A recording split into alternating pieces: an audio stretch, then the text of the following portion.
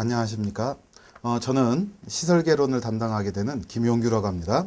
자, 일단 우리가 첫 시험 공부를 하기에 앞서서 시설개론이라고 하는 과목에 어떠한 내용을 구성하고 있고, 그리고 우리가 어떻게 준비를 해야 될 건지 그 얘기를 잠깐 하고, 그리고 나서 본 강의를 진행하도록 하겠습니다. 자, 그러면 시설개론이라고 하는 것은 물론 기존에 하셨던 분들은 아시겠지만 처음 하시는 분을 대상으로 한다면 자, 이렇게 되는 거죠. 단 시설개론이라고 하는 과목에 있어서 경향을 생각한다면 10회는 여러분들이 10회 시험의 경향은 제외를 해놓고 생각하셔야 됩니다. 그러니까 이걸 가지고 시험이 어려웠느니 쉬웠느니 이러지 마시고 시설개론의 10회는 너무 엉뚱하게 나왔기 때문에 이것은 고려 대상이 아닙니다. 몇 번 말씀드리지만 구조 쪽의 문제도 별로 볼 게 없고요. 그 다음에 설비 쪽의 문제도 이것은 참작이 안 된다 이렇게 생각하시는 것이 옳습니다. 그러면 이거 말고 시설개론의 모델은 몇 회가 되는 것이 옳으냐? 그러면 기본적으로는 여러분들이 9회 시험이다. 자, 그래서 이 9회 시험을 기준으로 여러분들이 생각을 해 두시기 바랍니다. 왜? 그럼 그 전에는 어떻게 되느냐? 그랬더니 그 전의 문제는 25문제입니다. 이 이전에는 25문항이고 그 다음에 이제 9회 때부터 어떻게 됐어요? 40문항으로 늘어났다 이런 얘기예요. 그러니까 이것은 시간상에서 있어서도 문제가 될 뿐만이 아니라 그리고 어디가 중요하냐 이런 얘기를 할 때 전반적으로 우리가 잘 고려해야 되는 곳이다 이렇게 얘기를 할 수가 있습니다. 그러면 시설개론이라고 하는 것은 자 이렇게 되는 거죠. 자, 뭘로 나눠지느냐 그랬더니 구조하고 설비로 나눠지더라 이렇게 되는 거고요. 자, 그 다음에 자 시설개론은 개론이지만 전체 집을 하나 만든다 이렇게 생각을 하셔야 됩니다. 자, 그러면 구조에는 뭐가 있느냐 그랬더니 가령 이런 거죠. 총설이 있고요. 그 다음에 기초가 있고 자 이것은 이제 집을 쌓는다 이런 얘기죠. 그 다음에 이제 조금 조적조하고 그 다음에 철근 콘크리트가 있고요.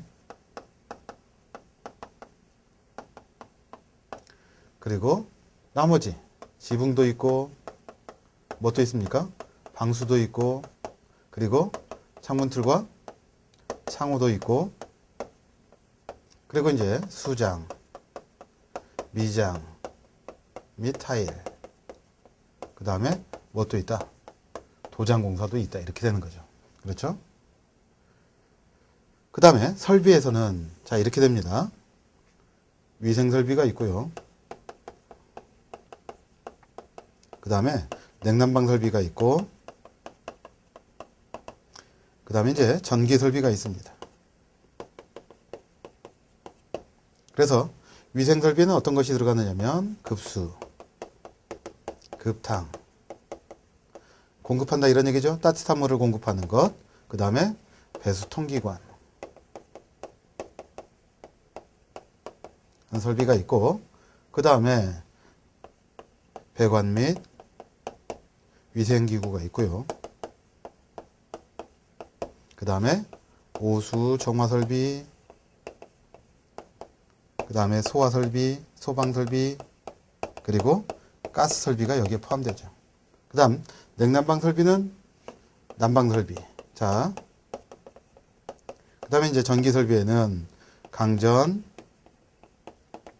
약전 및 방제 그 다음에 조명설비 그리고 운송설비 이렇게 되는 거죠. 그런데 기본적으로 구조하고 설비는 몇 대 몇으로 문제가 나오느냐 그러면 통상적으로는 이렇습니다. 구조에서 몇 퍼센트? 45% 정도 나온다. 그리고 설비에서는 몇 퍼센트 정도 나오느냐? 55% 정도로 나온다. 그렇지만 점차 구조나 설비나 몇 퍼센트에 가깝게 나오느냐 이제 50%에 가깝게 나옵니다.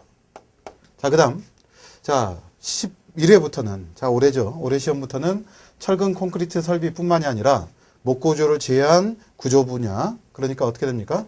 뭐가 들어간다? 철골조가 들어갑니다. 물론 여기다가 범위는 이미 들어가 있죠. 언제부터? 8회 때부터 들어갔습니다. 어떤 것이? 적산이 들어갔죠. 그렇죠? 요번에 시험에서는 적산이 좀 구체적으로 나왔습니다. 그래서 이 부분도 조금 더 구체적으로 볼 건데, 이 부분은 이제 프린트물로 조금 더 보강해서 여러분들이 보게 될 겁니다. 자, 그러면 이 구조에서 어떤 부분이 제일 중요하냐? 그러면 과거에 25문제를 나오던 시절에서는 철근 콘크리트가 양도 많고요. 제일 복잡하기도 하고 구조편에서는 가장 중요한 부분으로 취급이 됐습니다. 그런데 자, 건축물을 짓는다. 그러면 기초나 총설에 나와 있는 하중이라든가 기초라든가 그다음 철근 콘크리트라든가 이런 것들이 제일 중요해서 여기에서 반 이상을 차지한다. 이렇게 얘기를 할 수가 있겠지만 이제는 몇 문제? 40문제가 되었다 이런 얘기죠. 그래서 40문제일 때는 뭐 하나 소홀히 할 수가 없습니다. 방수도 마찬가지고 창문 틀과 창호도 마찬가지고 수장, 미장, 타일, 도장, 기타, 적산까지 전부 소홀히 할 수 없다. 그리고 이제는 어디 또 들어왔습니까? 철골조도 들어왔죠. 그렇죠? 그래서 이제는 어디가 중요하다 이렇게 얘기를 할 수 없고 여러분들의 전반적인 지식을 요구한다 이렇게 생각하시면 되겠고요. 자, 그 다음에 설비편을 보자고요. 설비편에 있어서는 자, 이런 얘기죠. 자, 여기도 마찬가지입니다. 위생설비 있고 그 다음에 이제 냉난방 설비에서 과거엔 난방 설비만 시험을 보던 것을 이제 뭐가 있습니까? 공기주화도 있고 그 다음에 무엇도 포함이 된다? 냉동 설비도 포함이 됩니다. 자, 그러니까 이 난방 설비 중에서 이제 양이 가장 많은 것이 뭐냐면 공기주화 설비예요. 사실은 많이 줄여놨습니다. 공기주화 설비를 뭐 공기주화 기사, 열관리 기사 뭐 이런 것 쪽 같으면 양이 굉장히 많죠. 그렇지만 우리는 좀 함축적으로 볼 거고 올해는 뭐 그렇게까지 깊게 나오기는 조금 무리다 이렇게 생각이 드는 것이고요. 그 다음 전기설비 같으면 지금까지 25문제 시절에서 가장 문제가 많이 나온 것이 어디냐? 전기설비가 가장 많이 나왔습니다. 가장 많이 나왔다. 그렇게 어렵지는 않지만 이쪽에 접해보지 못했던 분들은 굉장히 어렵게 느낄 수가 있다. 그러니까 절대로 겁먹지 마시기 바랍니다.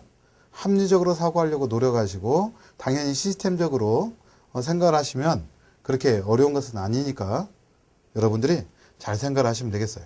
자, 그 다음에 강전, 약전, 조명, 운송 어디에 하나에서 집중적으로 나온다 이렇게 얘기를 하기는 곤란합니다.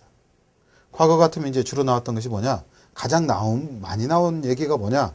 그러면 피뢰침 방지에서 피뢰침이 많이 나왔지만 이제 법과 기준이 바뀌었기 때문에 그렇게까지 많이 나올 요소는 없고요. 그 다음에 조명 설비에서도 꽤 많이 나왔습니다.